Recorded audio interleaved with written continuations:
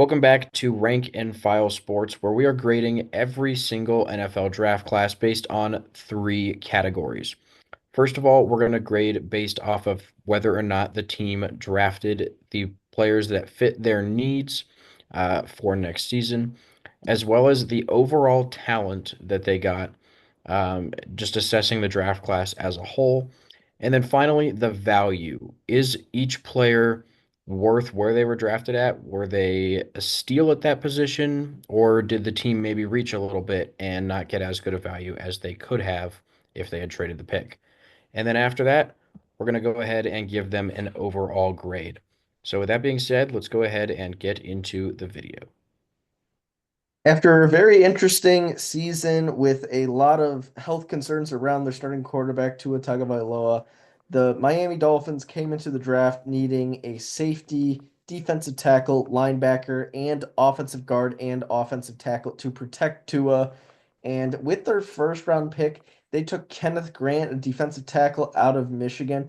While technically not the best available D tackle at this point, I think this is a great pick for them. He was by far the biggest defensive tackle out of the top three or four that were available at this time.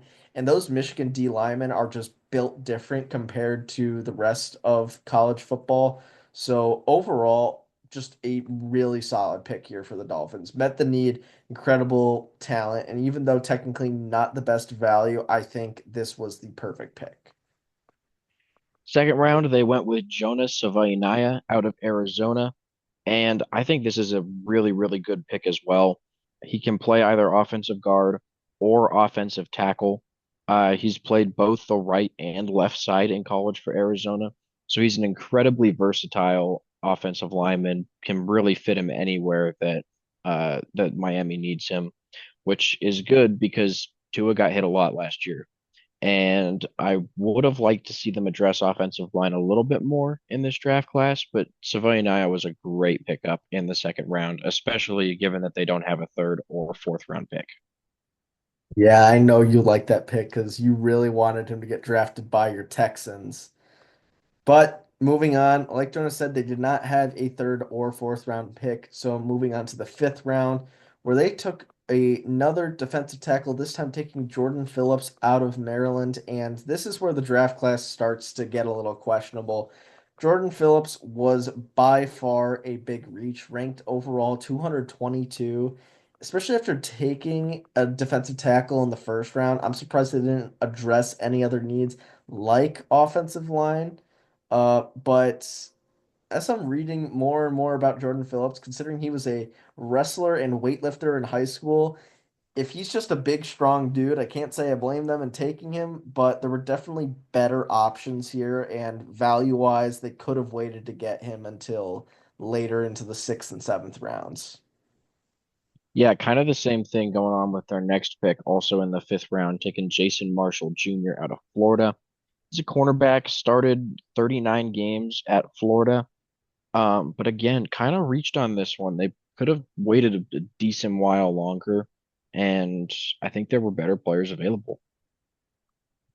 Yep.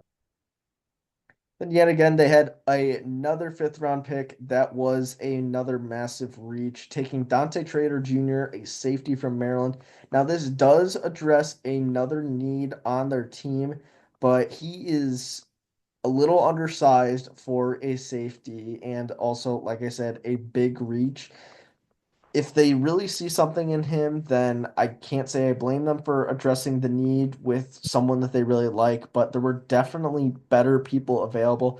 Especially, I forget if it was the Cardinals or another team, but Keaton Crawford out of Nevada, I think was available until the seventh round, and I think he was ranked higher than Dante Trader Jr. So again, it's comes down to personal preference here, but from the outside looking in, this was another interesting and puzzling pick for the Dolphins.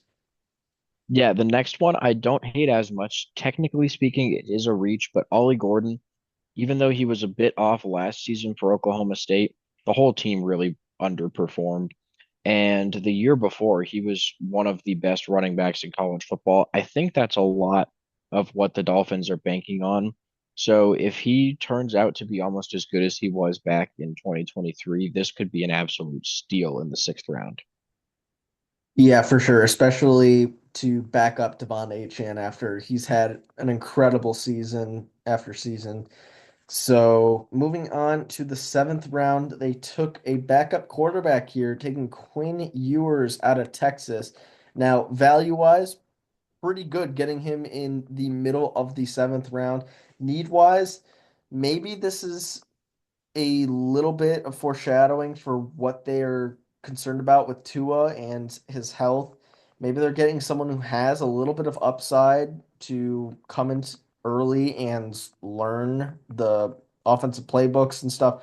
Maybe get some opportunities to step into games, but overall, again, probably could have waited a little bit longer and taken him at the very end if they wanted to, or just taken him as an undrafted free agent.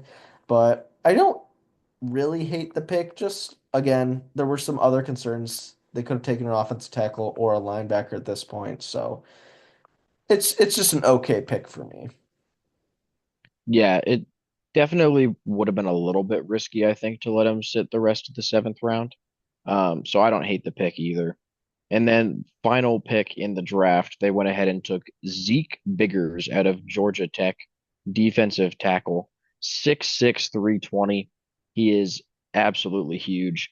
And I think this is really just going to be a depth piece. They already took two D tackles. So probably just looking for a guy that they can rotate in, and hopefully just the fact that he's so big will, help him to get a roster spot eventually. So taking a look at this class overall, the needs, we're going to give them a B for meeting needs. Didn't address either linebacker or technically offensive guard or tackle, depending on where they line up Savaianaya. And then other than that, they did grab a safety, either the guard or tackle, and defensive tackle. A lot of defensive tackles. Talent wise, we're gonna give them a C plus. I really like their first two picks. After that, there's a lot of risky picks here. Ollie Gordon, it could pan out, but given how he played last year, very risky pick. And then kind of same thing with Ewers. He's a really good quarterback, but they might not be able to utilize his talent for quite some time unless we see an injury again to Tua. Value wise, going to be a C minus. Outside of those first two picks, they reached on pretty much everybody except for Quinn Ewers. So gotta hurt the grade a little bit for that. So that's why we gave him a C minus. Overall, this is going to be a C plus class from the Dolphins.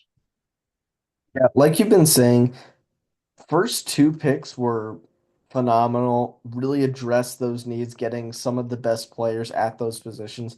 But after that, again, from the outside looking in, just really questionable.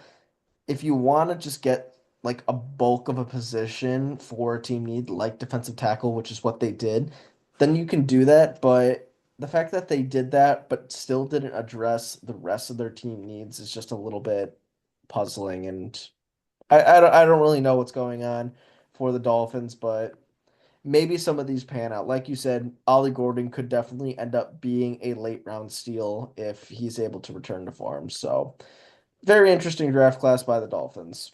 So, thank you guys for watching. Please make sure to like and subscribe so you don't miss out on any more of our videos, and we will see you in the next one.